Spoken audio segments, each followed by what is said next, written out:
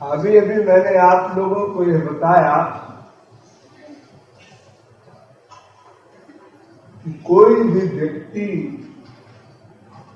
कामनाओं को समाप्त नहीं कर सकता, तो कि कामनाओं का जो मूल कारण है वो माया है। और यह भी संभव नहीं है कि हम संसार की कामना मन में रखे रहे और भगवान की उपासना भी कर ले। अतएव यह मार्ग निकाला गया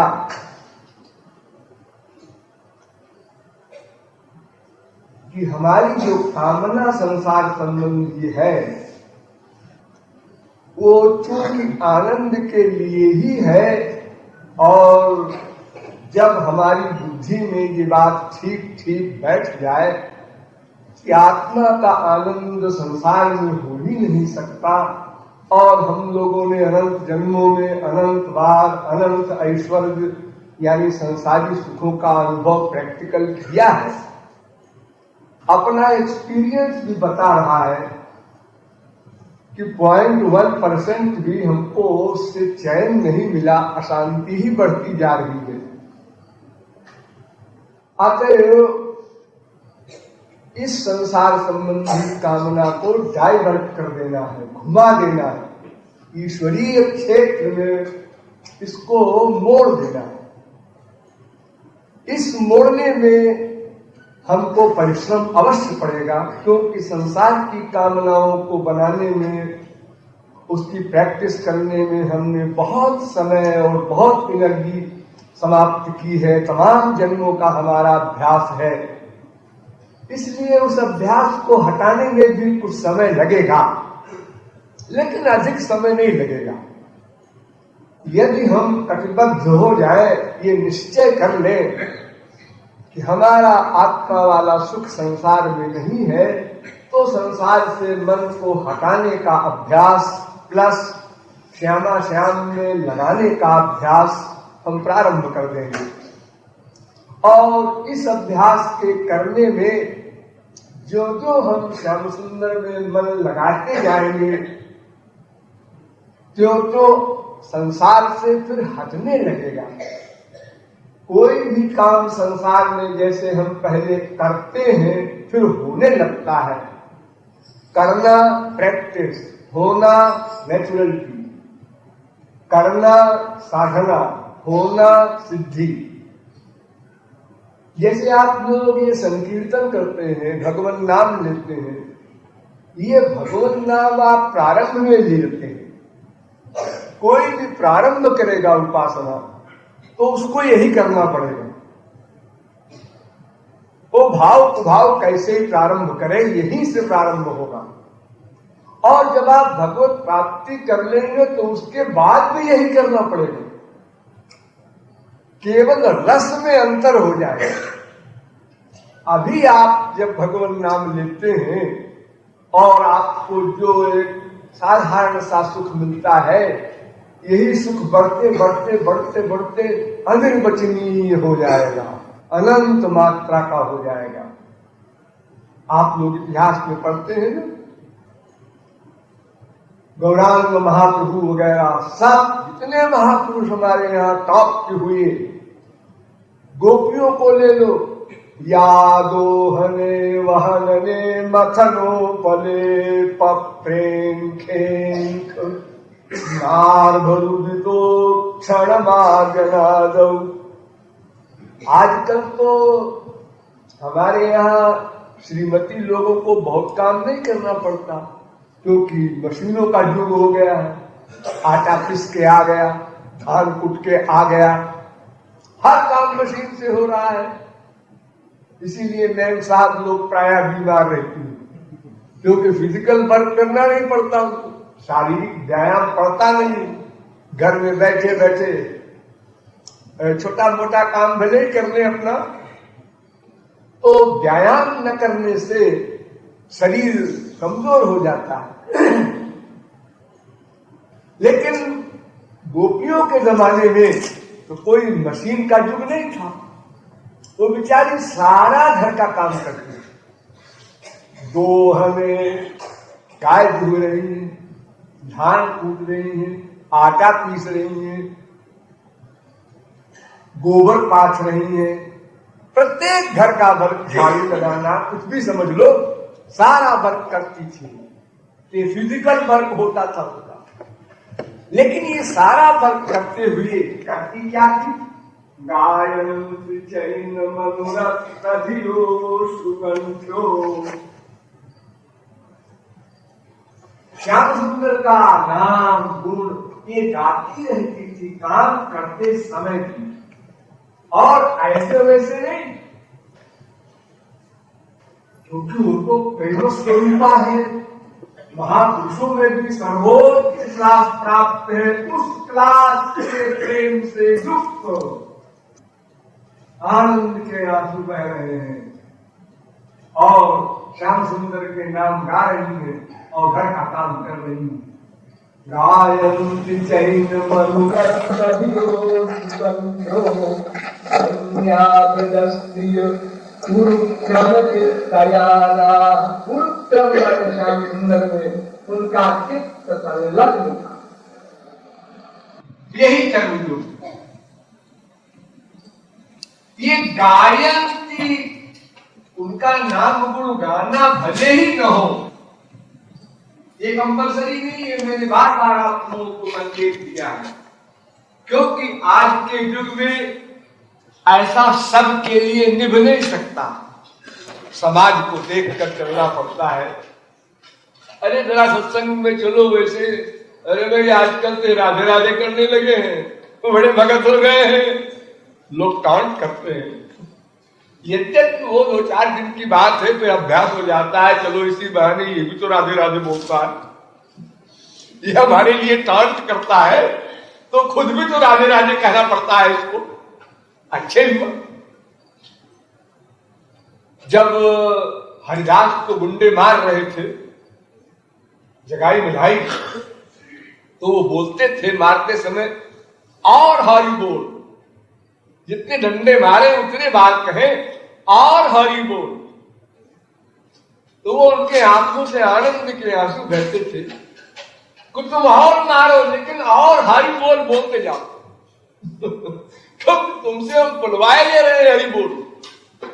जितनी बार तुम लठिया मारते हो उतनी बार कहते हो और हरि बोल, और फिर वो हरि बोल बोले संत, तो फिर गए और हरि बोल।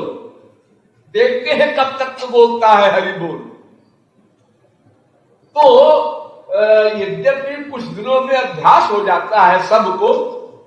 क्या भगत तो कह रहा है, कोई नास्तिक तो नहीं कह रहा है, कोई बुरी बात तो नहीं कह रहा है, टांट में सही। और फिर ये अगर इसका बेचारे का भी ये सौभाग्य हो जाए हमारे शरीर का, तो ये क्यों कहता? ये दयनीय है, गुस्सा करने की बात नहीं है। इसके बेचारे के भाग्य में, इसके संस्कार में ये सब नहीं था। अगर हमको ही भगवान की एक कृपा है, सौभाग्य न प्राप्त होता, तो हम भी दूसरे को देखकर ऐसे ही कहते, बड़े राधे राधे बोलने लगे आजकल तो ये जी, बड़े भगत हो गए। तो इसलिए किसी की ऐसी बात पर शुरू में जरूर थोड़ी सी फीलिंग होती है अहंकार के कारण, बाद में उसको अब विरोध फिर आनंद आने लगता है। ठीक है, ये सब बोलेंगे हमको पता है, और हमारे परोक्ष में सब आपस में बात करते होंगे ये भी पता है, इसलिए उनको फीलिंग नहीं होती, अभ्यस्त हो जाता है। फिर भी आज के युग में गोपियों की तरह हम नहीं कर सकते, यद्यपि गायन संकीर्तन हर समय हर काम करते हुए, लेकिन हम स्मरण तो कर सकते हैं, इसमें तो कोई रोक नहीं। अगर घर भर खिलाफ हो हमारे, मान लो एक स्त्री है, उसका पति भी खिलाफ, बाप भी खिलाफ, ससुर भी, सास भी, जेठ भी, सब खिलाफ है, भगवान का नाम मत लेना हमारे घर में, ठीक है, नहीं लेंगे, लेकिन हम मन से प्यार करेंगे, इसको आप क्या कर लेंगे? अरे भाई, गोपियों के पति भी अनुकूल नहीं थे, वो जब काम करने जाते थे तो गोपियां अपना गाती थी, और जब वो आ जाते थे, क्या हो रहा है, कुछ नहीं, आंसू क्यों निकल रहे हैं तुम्हारी याद के? अरे कहने में क्या अरे कुछ भी बहाना कर दो, हमारे आंसू क्यों निकल रहे हैं, ये हम क्यों बतावें असली बात? तो जितनी भी प्रेमी होते हैं ईश्वरीय मार्ग के, वो अपने प्रेम को छुपाते हैं, उनको छुपाना चाहिए यथाशक्ति। इस धर्म है गोपनीयम गोपनीयम गोपनीयम प्रयत्नतः। अगर किसी के हृदय में, बुद्धि में ये भावना आ गई कि हमको लोग भक्त कहे, तो गड़बड़ हो गया, और तो कुसंग में पड़ गया, लोक रंजन की बुद्धि हो जाएगी, फिर अहंकार बढ़ जाएगा, फिर वो भाव मिट जाएगा। तो यथाशक्ति छुपाना चाहिए। हमने एक पद बनाया है इस विषय में, आप लोगों ने पढ़ा होगा। एक गोपी को सात्विक भाव का उद्रेक हो रहा है, दूसरी पूछ रही है, हरि तोए कहा भयो कछुनाई। एक गोपी पूछती है, तुझको क्या हो गया है आजकल? कुछ तो नहीं, मुझे क्या हुआ? अरे हुआ कैसे नहीं, मैं तेरी सहेली हूं और दिन रात साथ रही हूं हमेशा से, ये कल परसों से तेरे में इतना परिवर्तन कैसे हो गया? पहले तो नहीं था। अरे क्या हो गया है? कहा विसूरत बैठी मौन गई। तो चुपचाप बैठी बैठी क्या विसूरती रहती? विसूरना कहते हैं गंभीर चिंतन, जैसे कोई बड़ी मुसीबत आ गई हो, कोई न सुनाई पड़ रहा है, न कुछ देखने के संसार की इच्छा हो रही है, किसी खास विषय में चिंतन में लगा है कोई आदमी, उसको विसूरना कहते हैं। कोई बड़ी मुसीबत, सीरियस बात में ऐसा करते हैं लोग। अरे वो कहा विसूरत बैठी मौन गई। सखी उत्तर देती है, ब्रह्म रूप निज काही हरि थोए कहा भयो कछुमाई। अरे सखी, मैं लेक्चर सुनने गई थी एक बाबा जी का, तो उन्होंने कहा कि जीवात्मा ही परमात्मा है। तो मैं वही सोचा करती हूँ, तो मैं परमात्मा हूं, मैं परमात्मा हूं, मैं परमात्मा हूं। इसी चिंतन में मैं रहती हूँ, मौन, आंख बंद करके सोचा करती हूँ। अच्छा, तो कातानुकंप, तो रह रहे कि तेरे शरीर में कंप होता है, सारा शरीर तेरा कांपने लगता है। ये कौन सा ब्रह्म ज्ञान है? ये जो पूछने वाली सखी है, इसको भी सात्विक भाव का उद्रेक होता है, इसलिए ये खास जगह, खास पॉइंट पर इशारा कर रही है कि अगर तू अपने को ब्रह्म समझती है तो ये कंप क्यों होता है? अरे सखी, ऐसा हुआ कि कल मैं भागवत सुनने गई थी। अच्छा, तो उसमें 28 प्रकार के नरकों का वर्णन बताया गया, पंडित जी ने बताया। अभिरुचि वगैरह, कुंभपाक वगैरह 28 प्रकार के नरक लिखे हैं भागवत में, तो बड़े बड़े भयानक, ऐसे डरावने, ऐसे दुखप्रद है वो नरक। तो सखी, जब मैं उन नरकों को सोचती हूं तो डर के मारे कांपने लगती हूँ। इसलिए कब तक हो जाती है वो नरक की याद कर। अच्छा, तो कातर तालु कंप दरी सखी सोचत, नरक दुखन मन माही, हरि तोय कहा भयो कसुनाई। अच्छा, तो ये तेरे आंखों से आंसू क्यों निकलते हैं? कातरोवती, तू रोती क्यों है? रोती नहीं वो सखी, अरे तो आंख से पानी निकल रहा है, तो क्या तू आंख में कोई कड़वा तेल लगाए है? नहीं सखी, तू नहीं जानती, आंसू दो प्रकार के होते हैं, एक गरम एक ठंडे। ये आंख से जो पानी निकलता है ना, ये दो प्रकार का पानी होता है, एक गरम गरम होता है, एक ठंडा ठंडा होता है। जब विरह के आंसू निकलते हैं तो गर्म होते हैं, और जब आनंद के आंसू निकलते हैं तो ठंडे होते हैं। तो जब मैं सोचती हूं कि मैं ब्रह्म हूं तो बड़ा आनंद आता है, तो आनंद के आंसू निकलते हैं इसीलिए। तो कहती है अच्छा, तो कब दीर्घ निश्वास, तो लंबी लंबी सांस क्यों लेती है रह रह करके? दीर्घ निश्वास वियोग में होता है, ये लंबी लंबी सांस क्यों लेती है रुक रुक करके? अरे वो सखी तू नहीं जानती, तो अभी उस जगत में गई नहीं, इस जगत में। हो सके ऐसा है कि वो प्राणायाम सीख रही हूं आजकल। तो प्राणायाम में क्या होता है कि तीन चीज होती है, कुंभक, पूरक, रेचक। यानी श्वास को धीरे धीरे धीरे एक तरफ के नाक बंद करके चढ़ाओ, ये कुंभक, और फिर दोनों नाक बंद करके श्वास को रोक लो, तो पूरक, फिर कुंभक, फिर रेचक, फिर धीरे धीरे उसको निकालो, ये प्राणायाम होता है। तो लंबी लंबी सांस की प्रैक्टिस कर रही हूं, क्योंकि अभी नई नई मैं दाखिल हुई हूं ज्ञान मार्ग में, तो उसमें अष्टांग योग है, उसमें प्राणायाम भी है। अर्थात गोपी अपने प्रेम को छुपा रही है, यहां तक छुपाती है कि समाधि हो जाती है और लो दही के स्थान पर लो गोविंद कहने लगती है, लो गोपाल ऐसा बोलने लगती है। वित्ते तु कामा खिल गोप कन्या, मुरारी पादात्मित चित्त वृत्ति, दध्यादिकं मोह वशादवोचत गोविंद दामोदर माधवेति। लो दही की जगह पर लो गोविंद, लो दामोदर। दूसरे के बच्चे को तू बेच रही है तू कौन होती है बेचने वाली? लो दही के स्थान पर लो गोविंद, लो दामोदर, लो माधव बोलने लगी। हाँ, समाज ही। लेकिन अगर कोई पूछ बैठे ऐसी क्यों बोल रही?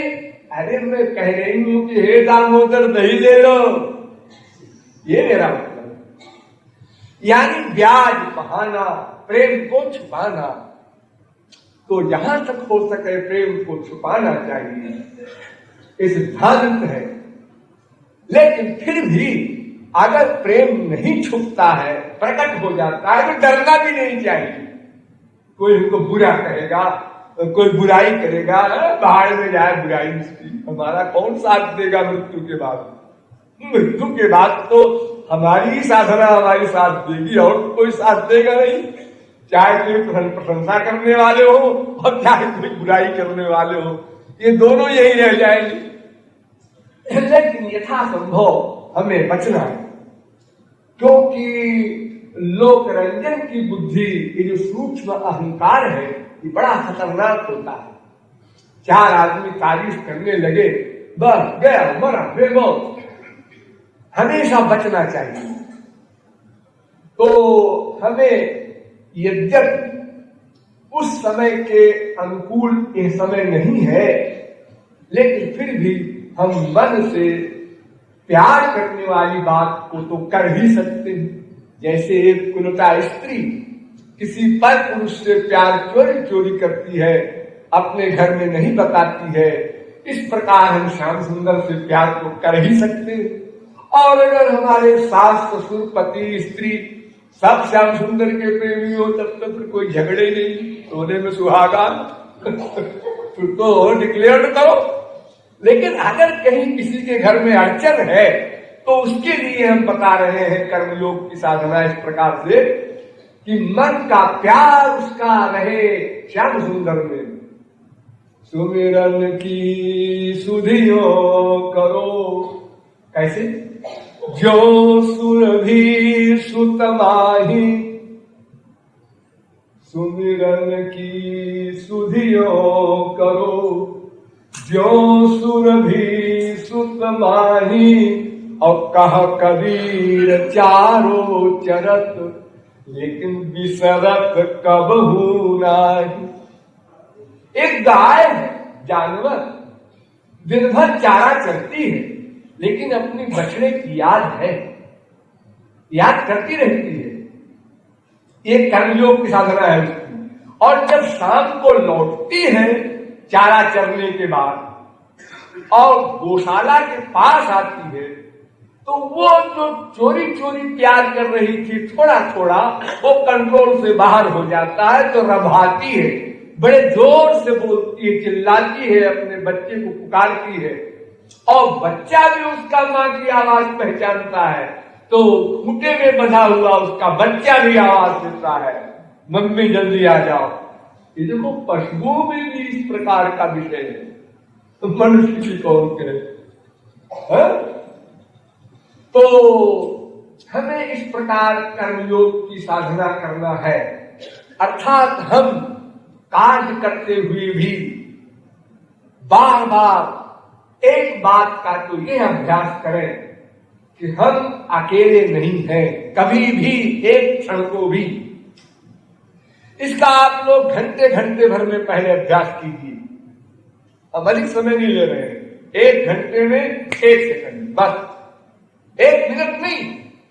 जितनी देर में आप यूं खुजला लेते हैं, यूं कर लेते हैं,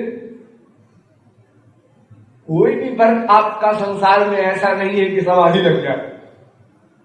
अरे भाई, हर काम करते समय, ऑफिस वर्क करते समय भी आप देख लेते हैं, कभी इधर को, कभी सोच रहे हैं कुछ, कभी छींक आ गई, कभी खांसी आ गई, ये तो होते रहता है आपको संसार में वर्क करते समय भी। तो आप घंटे भर में 1 सेकंड, जैसे आप मेज आपके सामने एक कुर्सी पर बैठे हैं, मेज के एक किनारे पर आप मन से श्याम सुंदर को बिठा दीजिए। हाँ, बैठ गए। अब तुम देखो मैं वर्क करता हूं। 1 घंटे हो गए, बैठे हो ना? हाँ बैठे। बैठे हो ना? हाँ बैठे। 1 घंटे के बाद हमने ये रियलाइज किया कि श्याम सुंदर हमारे पास है, हम अकेले नहीं। हमारी प्राइवेसी आज से खत्म। हम कोई बात प्राइवेट सोच नहीं सकते, हमें अधिकार नहीं सोचने का, क्योंकि वो भीतर बैठे नोट कर रहे हैं, ये हाथ के बाद हमने उनको भीतर से बाहर बिठा दिया है। प्रत्यक्ष देखो। अब बस मैंने ऐसे आंख किया, बस इतनी देर। हम आंख क्यों कर रहे हैं मेज की इस कोने में, किसी को क्या पता। हम ऐसे दीवार की तरफ यहां खड़ा कर दिया श्याम सुंदर को। अब थोड़ी देर में अपना 3, 4, 7, 5, 12, 6, 18 1 सेकंड को देख लिया। इसमें अपना क्या बिगड़ता है? कौन जान सकता है हम क्या काम कर रहे हैं? क्यों देखा हमने? अरे भाई, संसार में सभी लोग ऐसे ही वर्क करते हैं। तो घंटे घंटे पर हमने ये रियलाइज किया कि श्याम सुंदर हमारे साथ है, देख रहे हैं। फिर आधा घंटे पर 1 सेकंड को, फिर 15 मिनट पर 1 सेकंड को। तो जब आप यहां तक पहुंच जाएंगे तब आप अनुभव करेंगे कि अब ऐसा लग रहा है कि हर समय वो साथ है, हर समय वो साथ है। हमें उनका पूरा रूप ध्यान नहीं करना है, हमें केवल ये फीलिंग लाना है, मेरे प्राण वल्लभ मेरे साथ, मैं अकेला नहीं। हर समय इतना आत्मबल होगा आपको, कितनी खुशी होगी आपको मेरे श्याम सुंदर सदा मेरे साथ हैं, मेरे गुरु सदा मेरे साथ हैं। ये इन दोनों को हमको हर समय अपने साथ महसूस करने का अभ्यास करना। फिर कुछ दिनों में आपको करना नहीं पड़ेगा, ये भूत लग जाएगा आपके पीछे अपने आप। अरे देखो, मामूली चीजें होती हैं संसार की, सिगरेट बीड़ी कोई चीज, और आप जब बहुत अभ्यास हो जाता है तो वो अरे वो क्या वो खोपड़ी में आ जाती है, वो अपने आप पिंच करती है और आपको परेशान कर देती है। हमारे इसी जिले में प्रतापगढ़ में बहुत पुरानी बात है, यहाँ पर एक स्त्री बैठी है, महिला वो जानती है, एक मजिस्ट्रेट थे, तो वो इतनी सिगरेट पीते थे कि लिंक थी उनकी सिगरेट की, एक के बाद एक, दिन भर रात भर जब तक वो जागे। उस सत्संग में हमारे आए, उनकी बच्चे सभी थे, पूरी फैमिली, डिप्टी कलेक्टर भी थे, मजिस्ट्रेट भी थे, पुलिस इंस्पेक्टर भी थे, और भी जितने भी वहां के ऑफिसर्स थे, सब हमारे सत्संगी थे। बहुत पुरानी बात। तो रात भर सत्संग हो और 12-1 बजे तक तो डेली हुआ करता था। तो जब हम लेक्चर दे रहे हैं, कीर्तन करा रहे हैं, तो वो अपना हो थोड़ी देर में चले जाए, चुपके से उठ के ऐसे करके और दूर जा करके अपना हम कुछ देर बाद लौटा ले। तो एक वहां कटरा टैंक है प्रतापगढ़ में, राजा साहब का गेस्ट हाउस, वहां हम लोग सत्संग करने जाने लगे थे, पूरी बस भर करके, और पूरी रात सत्संग हो, और सब ऑफिसर, उनकी बच्चे बीवी सब 50 आदमी, और पूरी रात सत्संग करे, सवेरे आए और कोर्ट में नींद आए लोग। जब गोविंद वल्लभ पंत चीफ मिनिस्टर थे यहाँ पर हमारी यूपी, सरोजिनी नायडू गवर्नर थी, शुरू में स्वराज हुआ था उस समय की बात। तो शिकायत की गई ऊपर तक, साहब प्रतापगढ़ में एक बाबा जी आए हैं, वो रात भर कीर्तन कराते हैं, ऑफिसर लोग कोर्ट में उड़ाते हैं, वो क्या बयान सुनेंगे, क्या जजमेंट देंगे। यहां तक बात पड़ गई थी।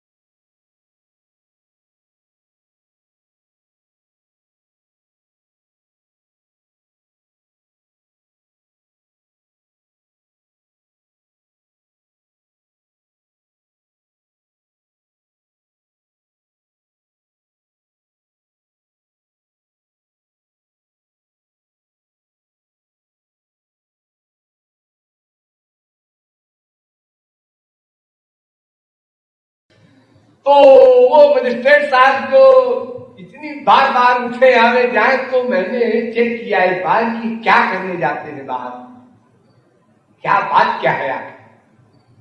और वो ओट में जाकर के अपना सिगरेट जलाए, जल्दी किया अपना, पी करके वहां से फिर चले आए, फिर बैठ के सुनने लगे। इतनी देर में तो विषय इतना आगे निकल गया, एक सेंटेंस न सुनो तो विषय समझ में नहीं आएगा, फिलॉसफी का सब्जेक्ट ऐसा है। और तुम इतनी देर गायब रहे। बहरहाल हमने चेक कर लिया कि ये सिगरेट के भयंकर बीमार है। तो बस 2-3 दिन बाद ही हमने जब चेक किया तो हम चुपके से गए उनके पास, तो हमने उनकी जेब में हाथ डाला और उनके 3-4 पैकेट जो थे सिगरेट के सब निकाल लिए। और हमने कहा आज तो हम सिगरेट पिएंगे। नहीं महाराज जी ने उनका नहीं पिएंगे, हमारा शौक सवाल हुआ है हमको। तो 3-3, 4-4 सिगरेट इकट्ठा जला के इकट्ठा पीना शुरू किया। जल गया मेरा मुंह, लेकिन मैंने सारी सिगरेट पी डाली। और रात भर का जागरण था। हमने कहा अब तुम सिगरेट पियो, क्या पियोगे? तुम जिंदा रहते हो कि मर जाते हो, रात भर में हम देखते हैं। मेरे छाले पड़ गए, पड़ जाए कोई बात नहीं। उन्होंने सिगरेट छोड़ दिया, खैर इतना फायदा हुआ। तो देखो ये संसारी चीजें छोटी छोटी जिसको पीछे लग जाती हैं, जड़ वस्तुएं, जब वो खोपड़ी में आ करके हमको जगाती रहती हैं और कहती हैं हमको पियो, तो श्यामा श्याम में तो परमानंद है। जब उनका हम बार बार चिंतन करेंगे तो वो तो रसानुभूति भी देंगे, वहां तो पावर भी मिलेगी, स्पिरिचुअल बड़ी बड़ी बातें होती हैं। इसलिए फिर तो आपको बड़ा सरल लगेगा, बिल्कुल अभ्यास हो जाएगा वही कि आपका मन ही न लगेगा, आप सोच ही नहीं सकते कि मैं अकेले हूं कभी। ये साधना आपको कर्मयोग संबंधी करनी है। इस साधना से आप आस्तिक बनने का अभ्यास करेंगे। अभी आस्तिक नहीं है, आस्तिक का मतलब होता है अस्ति एवं दृढ़ा मतिर्यस्य स आस्तिका, भगवान मेरे साथ सदा है, ये सदा फीलिंग में रहे, तब वो आस्तिक कहलाता है। अब आधा घंटे को आप पूजा में बैठ गए, उस समय तो है, अब बाकी 23.5 घंटे आप अकेले, आप यही रियलाइज कर रहे हैं मैं अकेला हूं। जो मैं सोच रहा हूं कोई नहीं जानता। बीवी के खिलाफ सोच रहे हैं, बाप के खिलाफ सोच रहे हैं, माँ के खिलाफ सोच रहे हैं, नौकर के खिलाफ सोच रहे हैं, प्राइवेट। और आप समझते हैं प्राइवेट प्राइवेट चली चलेगी वहां। एको देव सर्वभूतेषु गूढ़ा सर्वव्यापी सर्वभूतांतरात्मा, वो नोट कर रहा है, वहां प्राइवेसी नहीं चलेगी। आपका बाप बिल्कुल आपके पीछे खड़ा है, चोरी चोरी नोट करता है, और वो संकल्प नोट करता है, क्रिया नोट नहीं करता। आइडिया नोट करता है, विचार नोट करता है, वो मेन पॉइंट पकड़ता है जहां से मशीन शुरू होती है कार्यवाही। आगे क्रिया कुछ भी याद किया करें, उससे मतलब नहीं।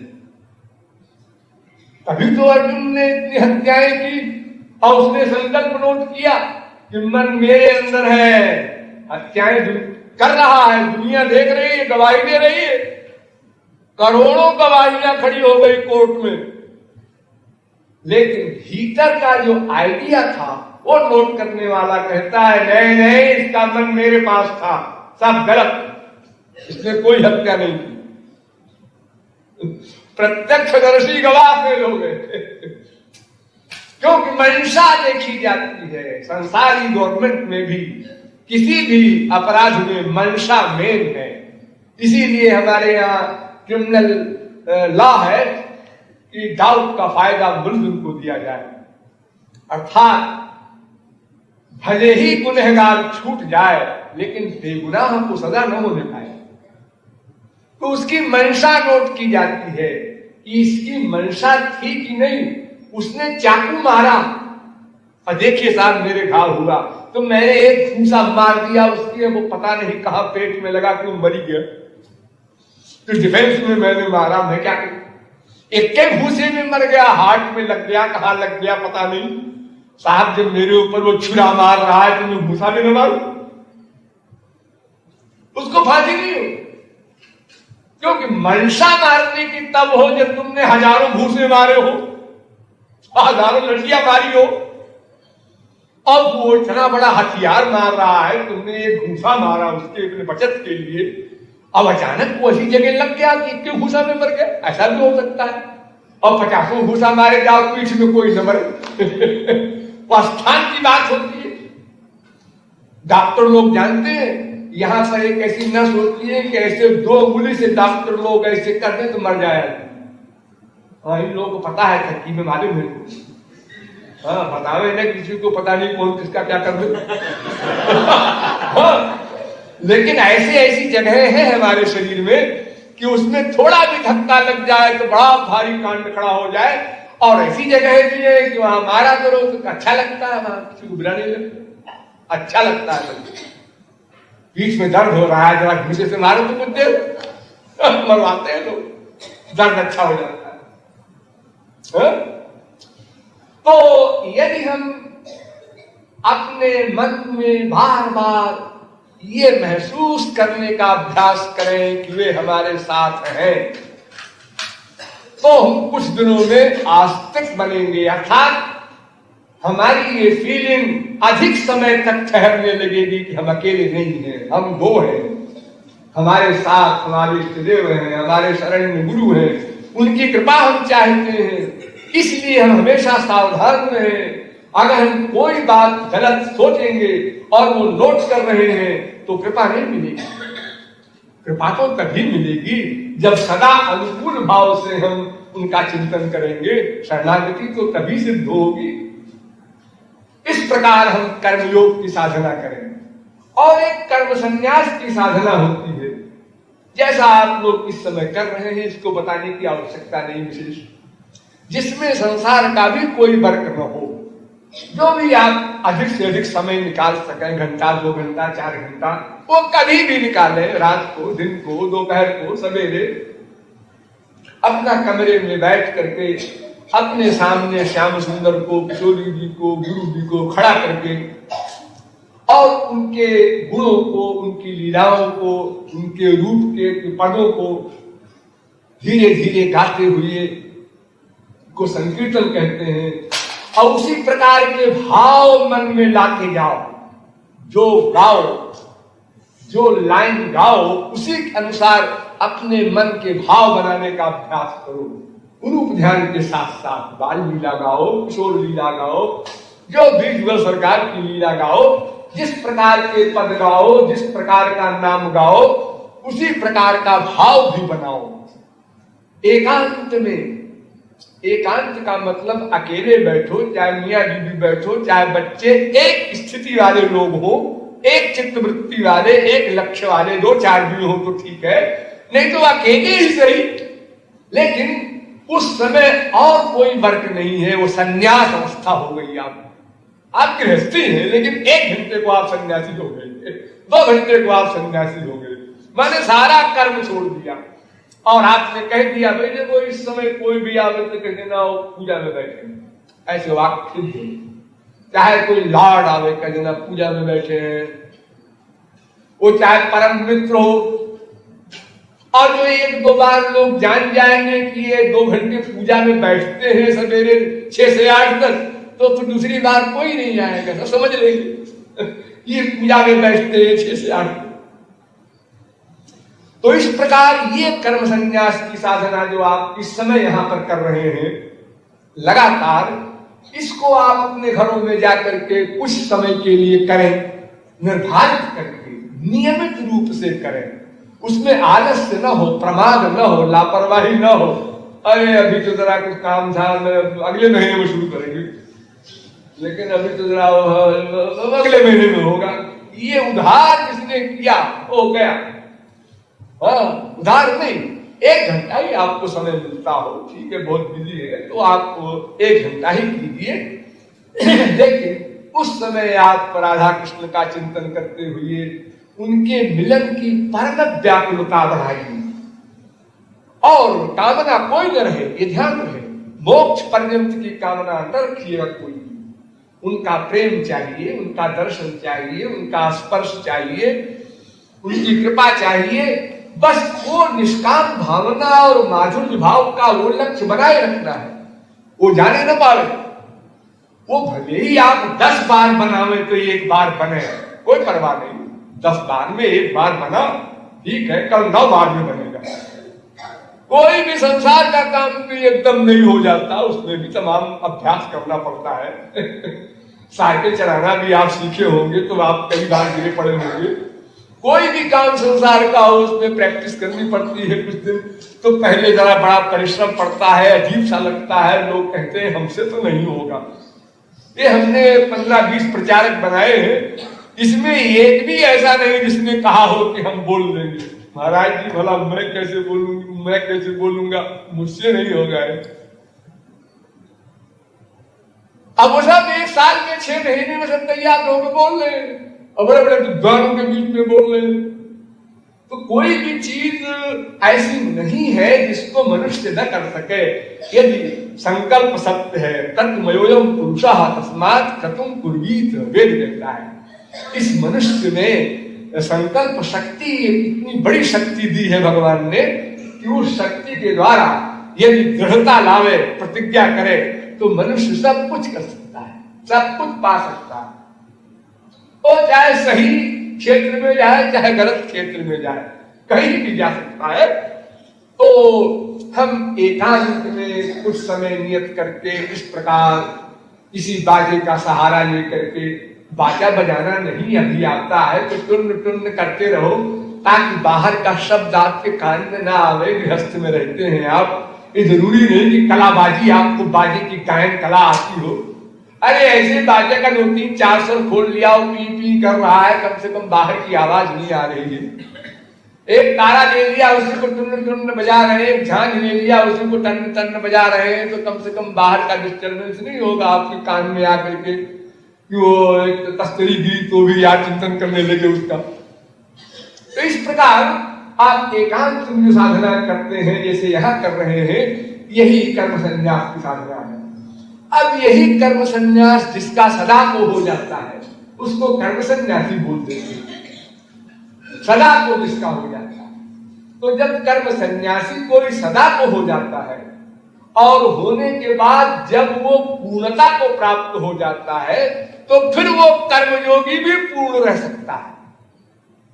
ये कर्म संन्यास जरूरी इसलिए है कि संसार का वातावरण बहुत ही गड़बड़ है, तो उसमें रह करके हम ईश्वर में मन लगाने वाला जो मेन पॉइंट है, योग जिसे हम कह रहे हैं, उस योग को हम नहीं कर पाते हैं। वर्तमान युग में कितना एटमॉस्फेयर गंदा है, हम छल कपट नहीं करना चाहते, लेकिन छल कपट वालों से हमारा संपर्क हो रहा है तो उसके छल कपट से बचने के लिए छल कपट खोपड़ी में लाना पड़ता है। अरे हम तो दूसरे के साथ नहीं करना चाहते, लेकिन हमको कोई ठग न ले, इससे बचने के लिए हमें छल कपट का चिंतन करना पड़ता है। ये मुसीबत है। इसलिए हम अगर ये कर्म संन्यास की साधना करते रहेंगे तो ये हमारा हेल्पर होगा। इसके हमको जो ताकत मिलेगी वो बाकी टाइम में संभाले रहेगा। देखो, फिजिकल व्यायाम करते हैं लोग, आसन करो अथवा ऐसे ही कसरत करो कोई, या दौड़ो या फास्ट वॉकिंग करो, तो देखो ये व्यायाम जो लोग करते हैं आधा घंटे 15 मिनट करते हैं।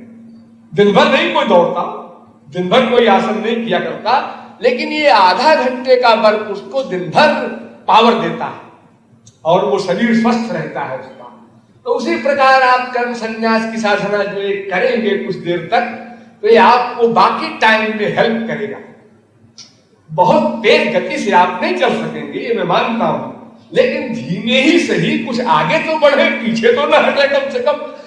फिर जब आप एकदम कर्म सन्यासी बन करके केवल ईश्वर भक्ति ही करेंगे, संसारी वातावरण को छोड़ करके, तो फिर बात ही क्या है, क्षण क्षण में आगे बढ़ेंगे। और वास्तव में कर्मयोगी तभी कोई व्यक्ति बन पाता है जब योगी बन जाए, यानी जब उसका भगवान से इतना प्यार हो जाए बिना प्यार किए रहा न जाए, ऐसी स्थिति हो जाए, तब वो कर्म जो करता है फिर कर्म में उसकी आसक्ति नहीं होती। लेकिन जब तक वो अवस्था नहीं आती तब तक नथिंग से समथिंग अच्छा है, कुछ तो करते चलो। अरे भाई एक के पास कार है, वो जल्दी कुंडा पहुंच जाएगा, हम एक कैसे जा रहे हैं, ठीक है गवर्नमेंट में पहुंचेंगे, हम पैदल जा रहे हैं 1.5 घंटे में पहुंच जाएंगे, पहुंचना सबको है। अब अगर कोई कर्म सन्यासी बनने का सौभाग्य प्राप्त हो गया और उसने कहा हम दिन रात इसी में लगा देंगे, ठीक है भाई, फिर तो कमाई ज्यादा हो ही रही है। लेकिन अगर इतनी कमाई नहीं हो रही है किसी की, तो थोड़ी ही कमाई करो। अगर खीर पूरी नहीं सही तो सूखी रोटी सही, कुछ तो मिलना चाहिए पेट को, आत्मा भी पूरा। इस प्रकार कर्म संन्यास की भी साधना हम करें और कर्मयोग की साधना भी हम करें, दोनों को मिला करके चले तो, और फिर हम अपने समय को बचाए रहें कि भाई कर्म संन्यास की साधना के लिए 1 महीने का समय महाराज जी ने रखा है, इस 1 महीने को हम बचाए रखें, छुट्टियों को बचाए रखें। सर्विस वाले और भी व्यापार वाले हो, कोई हो, अपना हिसाब बिठा ले कि भाई हम 1 महीना इसमें देंगे। बड़ी मजबूरी हो जाए, अच्छा 20 दिन देंगे, अच्छा 15 दिन अवश्य देंगे, जितना अधिक समय दे सके इस लाभ के लेने में, तो फिर ये विशेष पावर मिलेगी। अब आप लोग जब यहां से अपने घरों को जाएंगे तो यही मनगढ़ का सत्संग भवन आपको कई दिन तक गूंजता रहेगा खोपड़ी में, और वही राधा रमना गूंजेगा, और आप उस एटमॉस्फेयर में जाके इतने परेशान होंगे, कहां आ गए नरक में। लेकिन जब कुछ दिन उस एटमॉस्फेयर में रहेंगे तो फिर ये भूल जाएगा मन को। ऐसा हिसाब है कि जो वातावरण बार बार मिलता है वही हावी हो जाता है। बार बार बार बार बार कोई वातावरण हो, स्पिरिचुअल हो चाहे मटीरियल हो, जो भी वातावरण बार बार मिलेगा बस वही आपके ऊपर अधिकार कर लेगा। इसलिए हमको अधिक से अधिक समय निकाल करके साधना में आना चाहिए, और अपने घर में जितना अधिक से अधिक समय मिल सके कर्म संन्यास की साधना भी करें और शेष कर्म योग की भी करें। इस प्रकार हम साधना करते हुए आगे बढ़ सकते हैं। लेकिन एक सबसे और इंपॉर्टेंट बात है, वो भी समझ लीजिए, क्योंकि मुझे अब इस पद की व्याख्या आगे नहीं बढ़ाना है। ये सब तो मैंने आपको बताया कमाई की बात, अब गमाई की बात सुन लीजिए थोड़ी सी। हम लोग जो कुछ भी कमाते हैं उसका उतना महत्व नहीं है जितना महत्व खर्च करने का। एक आदमी लखपति बन जाता है, उससे पूछा गया तुमने लाइफ में कितना कमाया, कुल उन्होंने कहा 2 लाख, और कितना बचाया 1 लाख। दूसरे से पूछा तुमने कुल कितना कमाया, 4 लाख, कितना कमाया 5 लाख, यानी 1 लाख कर्जा। भाई वो तो 2 लाख कमाया उसने, 1 लाख बचा लिया, और तुमने 4 लाख कमाया फिर भी 1 लाख कर्जदार हो। आज वो ऐसा है कि जरा कुछ वहां चले गए थे, जरा ऐसा हो गया था, जरा रुआब में आ गए तो लड़की की शादी में हो फूक दिया रुपया, उधर अपना आ गए रुआब में तो ये कर दिया, उधर चले गए तो यहाँ खर्चा हो गया, और फिर साहब हम तो एयर कंडीशन में चलते हैं, हम तो हवाई जहाज से चलते हैं, इत्यादि इत्यादि बातें करके अपना हो यानी गमाई मेन है। कमाई करने मात्र से काम नहीं चलेगा। हम आय व्यय का हिसाब जो रखते हैं बही खाते में जमा नाम, यानी आय व्यय, इसमें हमें व्यय पर ध्यान देना है कि व्यय न हो तो अच्छा हो, तो जितना कम से कम हो उतना अच्छा। यानी संसार में जैसे घोर कृपण होता है, कमाने कमाना जिसका लक्ष्य है, इस प्रकार हमें स्पिरिचुअल प्रॉपर्टी को बचाना है, यानी कुसंग से बचना। कुसंग सबसे भयानक है।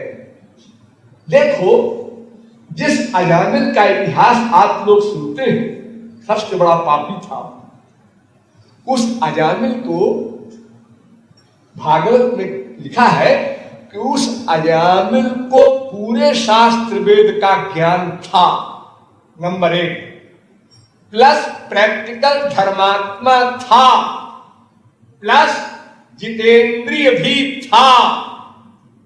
ये सब शब्द है भागवत में, पढ़ लेना। लेकिन उसने एक कुसंग देखा, एक कुसंग देखा आंख से। उस कुसंग ने उसको इतना गिरा दिया कि वो पापियों में एग्जाम्पल बन गया, एक क्षण के कुसंग ने। तो हम लोग जो बहुत अधिक ओवर कॉन्फिडेंस जिसे कहते हैं, अपने को पता नहीं हम लोग क्या समझ लेते हैं, जी मेरा कुसंग क्या कर लेगा, मैं सब कुछ समझ गया हूं। अरे समझ तो गए हो, लेकिन पा नहीं गए अभी। अभी बचो, संभलो, सावधान रहो, अभी गंगा पार नहीं हुए, नाव डूब जाएगी, मर जाओगे। हाँ, आखिरी क्षण तक सावधान रहना है। भगवान, उनका नाम, उनका रूप, उनका गुण, उनकी लीला, उनके धाम, उनके संत, इनके खिलाफ न कुछ सुनना है, न कुछ बोलना है, न कुछ सोचना है, न कुछ पढ़ना है। ये प्रमुख नामापराध हैं। सबसे बड़े पाप ब्रह्म हत्या वगैरह इससे नीचे है। सब पापों का प्रायश्चित शास्त्र में लिखा है, लेकिन नामापराध का कोई प्रायश्चित नहीं। इसलिए हमको इन सब अपराधों से बचना है। सत्संगी के घर में जाते हैं, जाने दो, लेकिन उससे कह दो कि भाई देखो, हमारे पास आओ तो केवल राधा कृष्ण और गुरु की चर्चा ही करो, तब तो आओ। और अगर तुमने कहा वो बड़ा मक्कार है, वो बड़ी मक्कार है, वो बड़ा ऐसा है, ये सब करना हो तो भाई नमस्ते, हमारे यहां मत आए। साफ जवाब, भले ही वो फील करे और 50 गाली दे के जाए, तुम्हारे घर में कदम न रखेंगे, बड़ा अच्छा हुआ आपने प्रतिज्ञा कर लिया, हमारा कल्याण हो गया, अब आप मत आइए हमारे घर, हम भर पाए आप। होता ये है कि सत्संग भी होता, आप लोग एक दूसरे घर जाते हैं तो कुछ देर तो अच्छी अच्छी बातें करते हैं, कुछ कीर्तन भी किया, उसके बाद बैठे, अरे भाई वो उसके यहाँ, हाँ मैंने सुना है, ये सब क्या होने लगा, तुम क्या कमाने लगे तुम? अभी तो तुम हरिगुण गा रहे थे और अब ये तुम परदोष चिंतन निंदा ये सब कहा, किस चक्कर में पड़ गए? तुम सर्वज्ञ हो गए, किसी के अंतःकरण को तुम जान भी नहीं सकते हो, तो तुम कैसे कहते हो अब साधक खराब है? तुमको सबको अपने से अच्छा मानना चाहिए। तो अधिक संपर्क भी किसी साधक को साधक से नहीं रखना चाहिए। संसार का व्यवहार संसार के ढंग से रखना चाहिए, लेकिन जब संपर्क हो तो सत्संग का ही संपर्क हो। जब कोई किसी से मिले तो भगवत विषय का विषय हो, तभी मिले, तभी बात उसकी आपस में हो। और उसके आगे बात करना हो, चाहे अच्छा भाई अब तो ऐसा है कि मैं जा रहा हूं, मुझे बड़ा जरूरी काम है, फिर भी न माने अगर वो, भाई देखो ऐसा है कि हम लोग सत्संग के लिए दृष्टि से एक दूसरे से मिलते हैं, तो ये सब बातें तो हम लोग जीवन में बहुत कर चुके हैं, वो खराब है, वो खराब है, वो खराब है, हम अच्छे हैं। अब तो इसको छोड़ना है, अब तो ये सोचना है मौसम कौन कुटिल खल काली, और सब अच्छे हैं, मैं ही खराब हूं। अब तो इसका चिंतन करना है। अब हम लोगों का मार्ग आध्यात्मिक है, जब हमको सही गार्डियन मिल गया है, उसने मार्ग बता दिया है, तो अपना सर्वनाश जानबूझ के हम लोग क्यों करें? और फिर अगर न कमाए तो कम से कम गमावे तो लो। अरे भाई कोई आदमी नहीं कमाता है तो कम से कम खर्च तो न करे, नुकसान तो न करे। हम प्लस न करें और माइनस करते जाए, या +1 करें -2 करें, तो फिर क्या होगा? और फिर कुसंग तो बहुत जल्दी हावी हो जाता है, सत्संग देर में हावी होता है, क्योंकि कुसंग में हमारी प्रवृत्ति अनादिकाल से है, बहुत जल्दी हम उस तरफ बढ़ जाते हैं। झूठ मूठ को एक आदमी से जाके सत्संगी से कहा, सुना तुमने क्या वो सत्संगी है ना, हाँ, उसका वो सामान चुरा ले गया। अच्छा, बाद में वो खबर मिली, अरे वो गप झोंक रहा था, दिमाग को खराब कर लिया तुमने, बाद में खबर लगेगी। अरे सत्संगी क्या सब माइक जीव तो है, इतनी सफेद झूठ बोलते हैं, इसी में बैठे हुए बहुत से लोग हमारा नाम ले लेते। महाराज जी ने कहा है तुम्हारे लिए वो बड़ा खराब आदमी, महाराज जी ने तो कहा नहीं, मैंने कहा था अगर दोनों पेश भी हुए कितना झूठ बोल जाएगा, मैंने कहा महाराज जी ने कहा। तो ये संसारी जीव है, इनका बहुत पुराना अभ्यास है, कुछ लोगों का यही धंधा है, इस सत्संगी के घर गए, उसके घर गए, वहां बुराई किया, वहां बुराई किया, कुछ हमको रुपया दे दीजिए, कुछ कोई स्वार्थ, किसी का कोई स्वार्थ। ये सब चीजें आप लोग व्यवहार जगत के कायदे कानून कीजिए, किसी को सत्संगी न मान लीजिए कि वो सत्संगी है, अरे वो कुसंगी भी है, माइक जीव है, उससे सावधान रहिए अपना, और केवल भगवत विषय तक नाता रखिए और वही तक संबंध रखिए, उसके आगे न बढ़िए। तो इस प्रकार सत्संगियों के कुसंग से भी बचिए और बाहर के कुसंग से भी यथाशक्ति बचिए, जहां तक हो सके बचिए, आगे न बढ़ने दीजिए। देखो अगर आग लग जाती है किसी की धोती में, महिलाओं के खाना बनाते समय वही तुरंत दबा देती है। तमाम महिलाओं के ऐसा है, होता है, कहीं शरीर नहीं जलता वही कपड़े को दबा दिए, और अगर वो बढ़ गई आप तो फिर आप लोग जानते हैं जब बड़े बड़े घरों में और बड़े बड़े नगरों में जब बड़ी बड़ी आग लग जाती है तो उसमें बड़े बड़े फायर ब्रिगेड फेल हो जाते हैं, अब तो लग जाते हैं आगे। इसी प्रकार ये हमारे दोष जो है, अगर हमने तुरंत नहीं काट दिया कुसंग को और चिंतन करके चले गए कुछ देर तक, कुछ दिन तक, तो उतने वो बलवान हो जाएंगे, फिर पीछे लौटने में उतनी मेहनत पड़ेगी हमको, और फिर क्या पता हो सकता है न भी लौटे, ऐसा भी हो सकता है। देखो आजादी कहां तक पहुंच गया, अनवरत चिंतन करते करते। इसलिए कुसंग से हमको बचना है। कुसंग का प्रकरण बहुत लंबा चौड़ा है वैसे, लेकिन संक्षेप में मैंने आपको बता दिया। और ये भी आप समझे रहिए कि तमाम किताबों का पढ़ना भी कुसंग है। ये सब चीजें तो वो व्यक्ति करता है जिसको तत्व ज्ञान न मिला हो, जिसको सही सही बात का पता चल गया है, उसे किताबों के चक्कर में नहीं पढ़ना चाहिए। कोई किताब नहीं पढ़ना है हमको तो अब करना है, हमको अब प्रैक्टिकल करना है, उससे लाभ होना है। किताब को पढ़ करके हमें कुछ नहीं पा सकते हम। किताब का सार तो केवल महापुरुष ही समझा सकता है, और अगर वो कोई मिल गया है और समझा दिया है और मैं समझ चुका हूं, तो हमें किताबों में नहीं पढ़ना चाहिए। वरना एक डाउट कहीं पैदा हो गया किसी किताब का, आप परेशान है, अब गुरुजी मिलेंगे तो उनसे पूछेंगे, जब पूछ लिया समझ में आ गया, दूसरा डाउट एक और पैदा हो गया, फिर मिलेंगे कि यही क्या करोगे तुम साधना कब करोगे? इसलिए न बाबाओं के चक्कर में पढ़ना है, न किताबों के चक्कर में पढ़ना है। एक संत भी है, लेकिन वो हमारे मार्ग के अनुकूल नहीं है, उसका मार्ग कुछ और है, वो पूर्ण संत है, ठीक है, लेकिन हम किस मार्ग से चल रहे हैं, उस मार्ग का हमें कोई सहायक हो तो हमें लाभ मिलेगा। अगर उस मार्ग के अलावा और मार्ग द्वारा गया है वो संत, तो ठीक है, दूर से नमस्कार कर लो, लेकिन उसका संग भी कुसंग हो जाएगा तुम्हारे लिए, क्योंकि वो और चीज बताएगा तो तुम कहोगे गलत बोलता है, ये कुछ नहीं जानता, और कहीं वाकई संत हो तो फंस गए तो नावा बना दो। इसलिए किसी के चक्कर में पड़नी नहीं है। अगर तुमको ये विश्वास है कि हमने जो कुछ समझा है ठीक समझा है और अब मुझे करना ही करना है, वरना बहुत से ऐसे होंगे, कोई बाबा जी आए, चलो सत्संग करिए, ओ बाबा जी भोलू भट्ट कुछ जानते नहीं, अंड बंड बोल गए, हम इसको सुन रहे हैं छाट से, और सुनने के बाद गलत फलत खोपड़ी में भर गया।